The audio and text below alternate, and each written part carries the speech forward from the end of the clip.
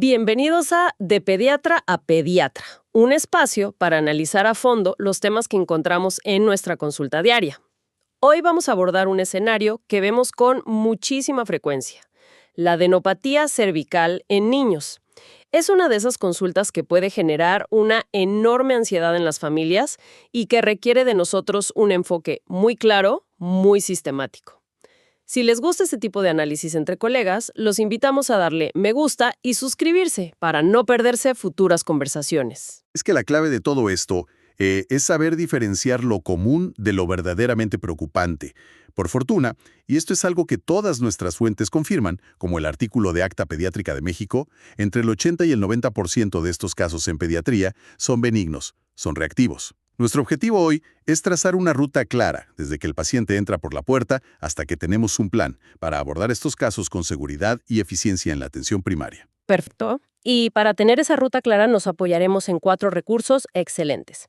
Atención del niño con adenopatía cervical en consulta externa de Acta Pediátrica de México, el artículo Evaluation and Management of Lymphadenopathy in Children de Pediatrics in Review, y 2 guías muy prácticas de la Asociación Española de Pediatría de Atención Primaria, la AEP, una sobre el estudio del paciente con adenopatías y otra que es una guía de algoritmos.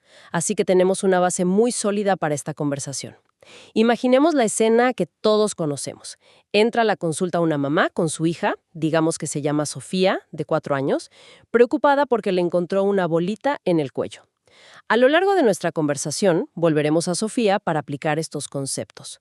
En su caso, ¿cuáles serían las primeras preguntas que no podemos pasar por alto? La anamnesis es nuestro primer filtro y es fundamental. Con Sofía, de 4 años, su edad ya nos dice mucho. A esta edad, las adenopatías reactivas por infecciones virales respiratorias son extremadamente comunes.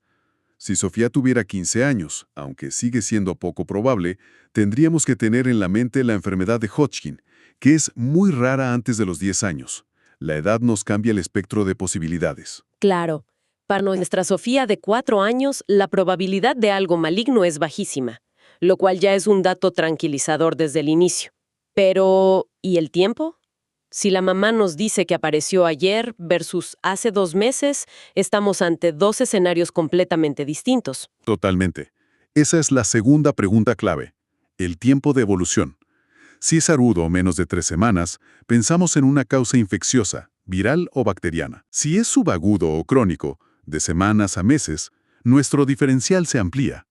Ahí empezamos a considerar cosas como Bartonella henselae, la enfermedad por arañazo de gato, o micobacterias, y por supuesto, los síntomas asociados. No es lo mismo una adenopatía aislada que una acompañada de fiebre persistente, faringitis o conjuntivitis. Y dentro de esos síntomas están los que realmente nos preocupan, las famosas banderas rojas. No se trata solo de la fiebre de un día, sino de algo más sistémico. Exacto. Nos referimos a los síntomas B o constitucionales. Una pérdida de peso inexplicable, que las guías definen como más del 10% del peso corporal. Sudoración nocturna profusa y fatiga extrema. Si la madre de Sofía nos menciona algo de esto, la conversación cambia de tono inmediatamente. Y hay un punto que a veces se nos pasa en la prisa de la consulta: las exposiciones. Hay que ser detectives. Me parece un punto crucial. Preguntar activamente por cosas que la familia podría no considerar relevantes. Precisamente. Hay gatos en casa o en casa de los abuelos. Pensamos en arañazo de gato o toxoplasmosis. ¿Han estado en una granja? ¿Contacto con conejos? Tularemia. ¿Consumen leche no pasteurizada o carne poco cocida? Nos orienta a brucelosis. Y la pregunta indispensable: ¿han tenido contacto con alguien diagnosticado de tuberculosis? Finalmente, revisar la lista de fármacos. Medicamentos como la fenitoína o la carbamazepina pueden ser la causa. Cada pregunta es una pieza del rompecabezas. Una vez que hemos construido esa historia clínica detallada, pasamos a poner las manos sobre el paciente. La exploración física es el siguiente gran momento de la verdad. ¿Qué buscamos más allá del cuello de Sofía? La exploración debe ser de pies a cabeza, no solo enfocada en el cuello. Primero, el aspecto general. La niña luce bien, activa, o se ve tóxica, pálida, decaída. Vemos petequias o hematomas en la piel. Eso nos haría pensar en un problema hematológico subyacente. Luego, hay que palpar el abdomen. La presencia de hepato o esplenomegalia junto con adenopatías generalizadas nos saca del cuadro localizado y nos lleva a pensar en una enfermedad sistémica. Puede ser mononucleosis, CMV o incluso, lamentablemente, una neoplasia. Y al llegar al ganglio en sí, esa bolita que motivó la consulta, las características que encontramos al palparlo nos dan pistas increíblemente valiosas. La consistencia es algo que solo el tacto puede enseñar. Las guías lo describen como pétreo o gomoso, pero sentirlo una vez vale más que 1000 palabras. Absolutamente. Al examinar el ganglio nos centramos en 4 cosas. Primero, el tamaño. Generalmente, más de 1.5 centímetros se considera anormal, aunque un ganglio reactivo en un niño pequeño puede llegar a 2 centímetros y ser normal. Un tamaño mayor de 3 centímetros, como destaca Pediatrics in Review, es un signo de alarma claro. Segundo, la consistencia, como bien dices. Si es blando y móvil, como probablemente sería el de Sofía, sugiere un ganglio reactivo. Si está caliente, rojo y muy sensible, es una adenitis bacteriana. Y en el otro extremo del espectro, si es duro, como una piedra, y no se mueve porque está adherido a la piel o a los músculos, eso es muy sugestivo de malignidad. Y esa consistencia de goma de borrar es casi un clásico del linfoma. Exacto. El tercer punto es la fluctuación. Si al palparlo sentimos que tiene líquido dentro, eso nos indica que se ha formado un absceso. Y la conducta ya no es solo dar antibióticos, sino que probablemente necesite un drenaje. Y por último, algo que a veces se olvida, la exploración regional. Hay que revisar meticulosamente el área que drena ese ganglio. El cuero cabelludo en busca de tiña o piojos, los oídos, la boca para ver si hay caries o gingivitis, la faringe y la piel. Una simple picadura de insecto infectada puede ser el origen de todo. Entonces tenemos toda esta información de la historia y la exploración.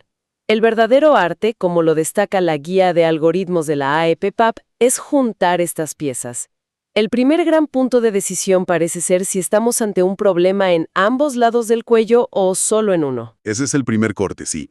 Si estamos ante una adenopatía aguda y bilateral, que es la presentación más frecuente, lo más probable es que sea una respuesta a una infección viral respiratoria. Ya sabes, adenovirus o rinovirus. Suelen ser ganglios no muy grandes, móviles, quizá algo molestos. Aquí, el manejo es conservador. Tranquilizar a la familia, explicar la causa, indicar ibuprofeno si hay malestar y, fundamental, citar para una revaloración en 2 a 4 semanas. Pero si el problema es unilateral, como una sola bolita grande y dolorosa, ahí cambiamos de carril diagnóstico. Eso nos grita bacteria, ¿cierto? Exacto. Una adenitis aguda unilateral nos hace pensar en Staphylococcus aureus o Streptococcus pyogenes.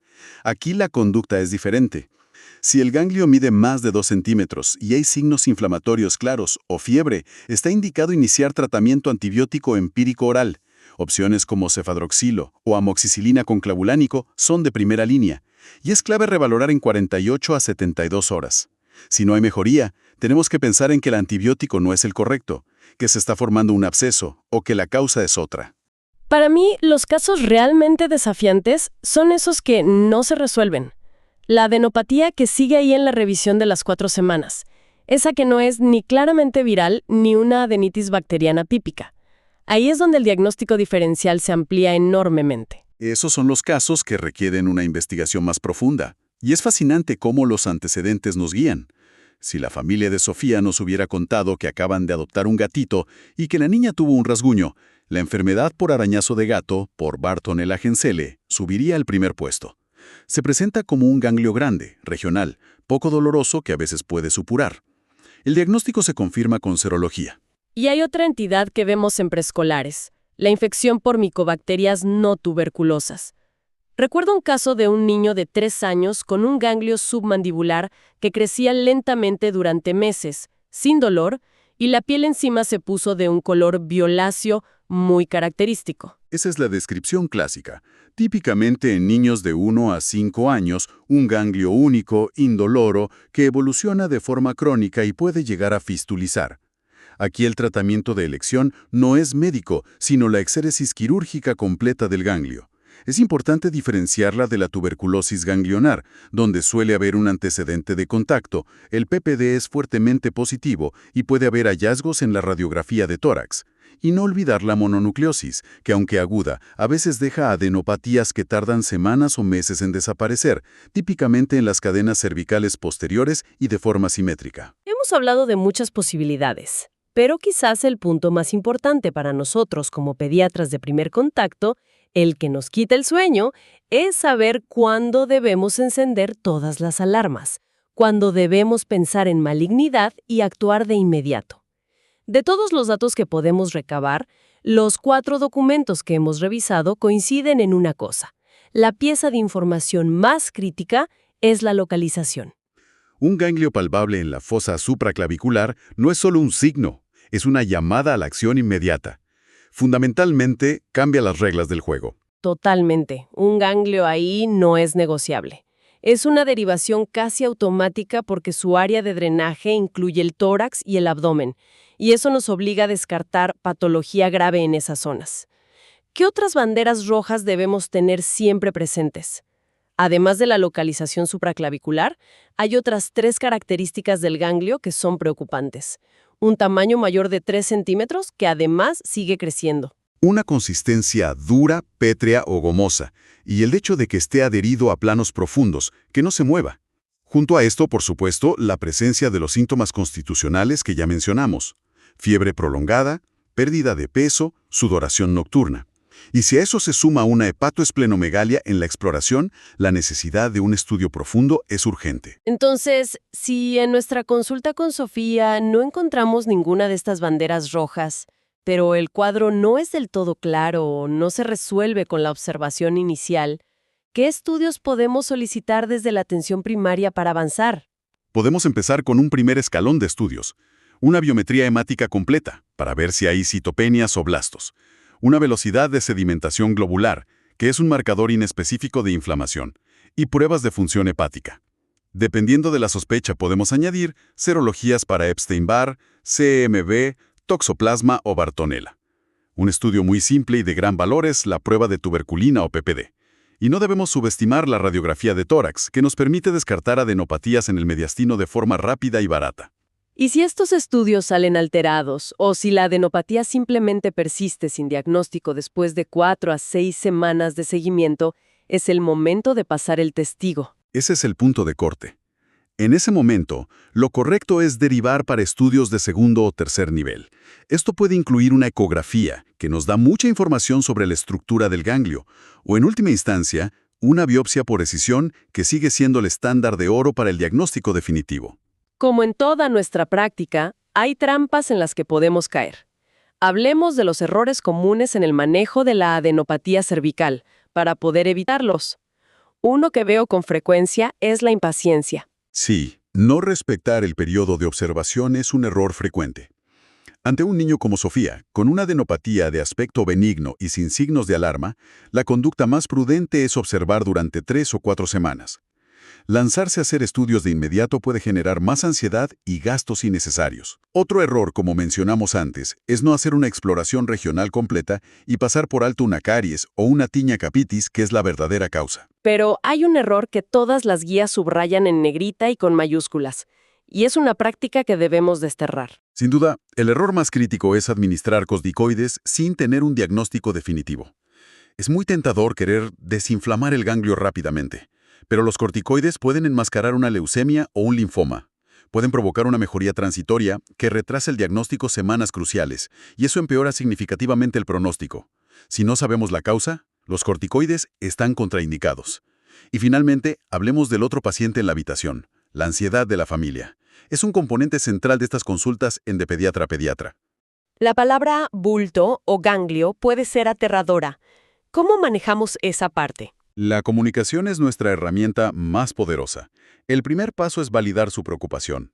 Una frase tan simple como «Entiendo que encontrar un bulto en el cuello de su hija es preocupante». Crea una conexión inmediata y les dice que estamos de su lado. El segundo paso es educar y tranquilizar con datos. Es importante que sepan que, en la gran mayoría de los niños, esto es una respuesta normal y sana del sistema inmune a una infección.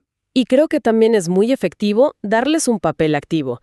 En lugar de decir, no se preocupen, decir, necesito que me ayuden a vigilar esto. Les damos la lista clara de los signos de alarma que ya mencionamos, fiebre, pérdida de peso, y se convierten en parte del equipo. Les devuelve una sensación de control. Exactamente. Ese es el tercer paso, ser transparente con el plan y hacerlos partícipes. Y el cuarto, que cierra el círculo de confianza, es agendar una cita de seguimiento concreta. Decir, vamos a volver a medir este ganglio en 3 semanas. Demuestra que el caso no se va a perder en el limbo, que estamos comprometidos. La familia se siente acompañada y eso reduce la ansiedad de una forma increíble. Excelente. Creo que hemos cubierto los puntos clave para un abordaje práctico y seguro. El mensaje central de este análisis de pediatra a pediatra es claro. Un enfoque sistemático basado en una buena historia clínica y exploración física, el reconocimiento inmediato de los signos de alarma y una comunicación empática y clara son las claves del éxito. Totalmente. Y como pensamiento final, les dejo una reflexión. Con el descenso de la incidencia de tuberculosis en muchas de nuestras regiones, ha habido un aumento relativo en el diagnóstico de adenitis por micobacterias no tuberculosas. La pregunta es, ¿la estamos considerando lo suficiente en nuestro diagnóstico diferencial de esa adenopatía crónica en un preescolar que no acaba de resolverse? Es algo para tener muy presente en la consulta. Agradecemos a todos los pediatras y médicos de primer contacto que nos acompañaron. Este análisis se basó en los trabajos publicados en Acta Pediátrica de México, Pediatrics in Review y las guías de la AEPAP. Si creen que este episodio añade valor a su consulta, los invitamos a compartir nuestro canal. No olviden darle me gusta y suscribirse. Nos vemos en el siguiente episodio de Pediatra a Pediatra, con más conversaciones entre colegas para actualizar tu práctica.